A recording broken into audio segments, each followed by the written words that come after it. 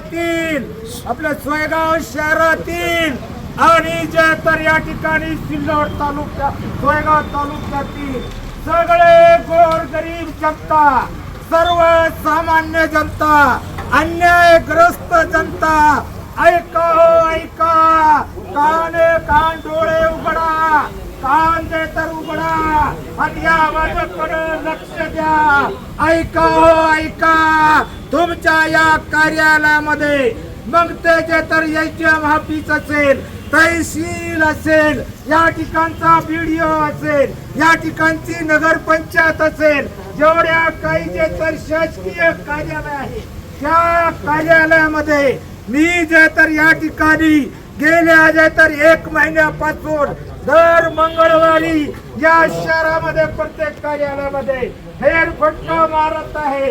परंतु चौकड इथला अधिकारी कोणी खुर्चीवर बसत नाही, व्हिडिओ कधी इथं दिसत नाही. आमची ताई तहसीलदार मॅडम हे सुद्धा जे तर या ठिकाणी दिसत नाही. या ठिकाणी हे तहसील कार्यालय नाही आहे, हे तालुका दंडाधिकारी कार्यालय नाही आहे, हे मासोळी बाजार आहे. मासोळी बाजार इथं माशा विकण्याचं काम चालतं का काय, अशा पद्धतीचं या ठिकाणी मला दृश्य दिसतंय.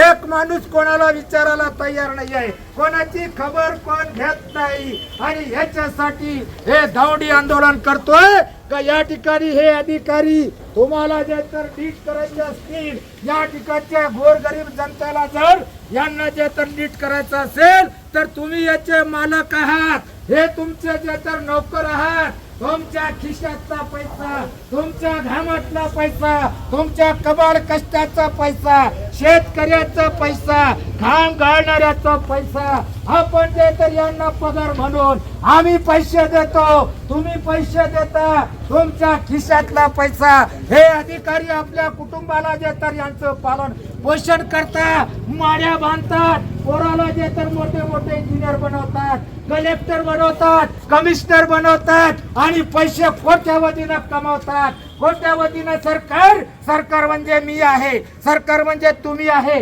सरकार म्हणजे हा बाबा आहे, सरकार म्हणजे हा बाबा आहे, सरकार म्हणजे हा बाबा आहे.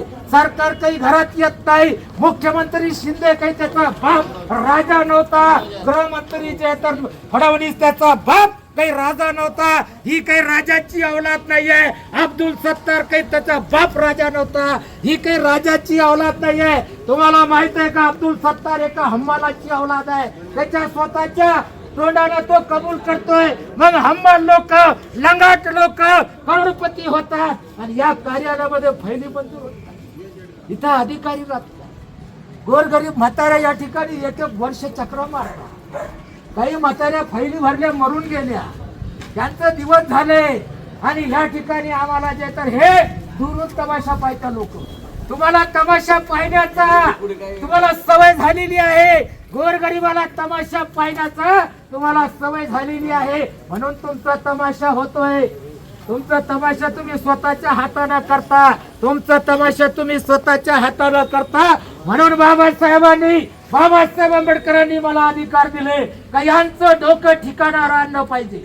यांना जे मात चढलेला आहे, इथल्या तहसीलदाराला त्याच्या डोक्याचे बसलेला आहे. इथल्या जे तर नायब तहसीलदार असेल, जेवढे कार्य या ठिकाणी अधिकारी असेल, इथला व्हिडिओ असेल, इथला कलेक्टर असेल, इथला कमिशनर असेल, इथला मुख्यमंत्री असेल, इथला गृहमंत्री असेल, इथला जे तर मंत्री असेल, यांच्या डोक्याची मस्ती चढलेली आहे, चरबी चढलेली आहे. आम्ही तुमचे काम करत नाही, यांच्या डोक्यात हे जे तर भरलेलं आहे, हे नील करण्यासाठी, याला डिरेक्ट करण्यासाठी बाबासाहेबांनी मला आंदोलनाचा अधिकार दिला. आणि म्हणून मला माहित होतं का हे सोयगाव मध्ये सगळे बिनारे लोक आहेत, भीतात, स्वतः भीतात. कोणाची भीती आहे तुम्हाला? या ठिकाणच्या गोरगरिबाला कोणाची भीती? अब्दुल सत्तारची भीती आहे, तहसीलदाराची भीती आहे, पोलिसांची भीती आहे.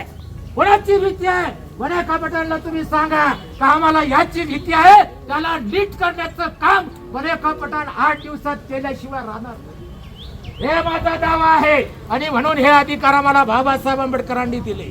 बाबासाहेबांनी मला या देशाचं मालक केलं, बोलण्याचा अधिकार मला दिला, तुमच्याशी संघर्ष करण्याचं, इथल्या अधिकाऱ्याला जबाब विचारण्याचं अधिकार बाबासाहेबांनी संविधानाने मला दिलेला आहे, म्हणून मी एकटा का असला या ठिकाणी प्रश्न उपस्थित करतो. आणि आता एकदा डवडी वाजव रे, वाजवा.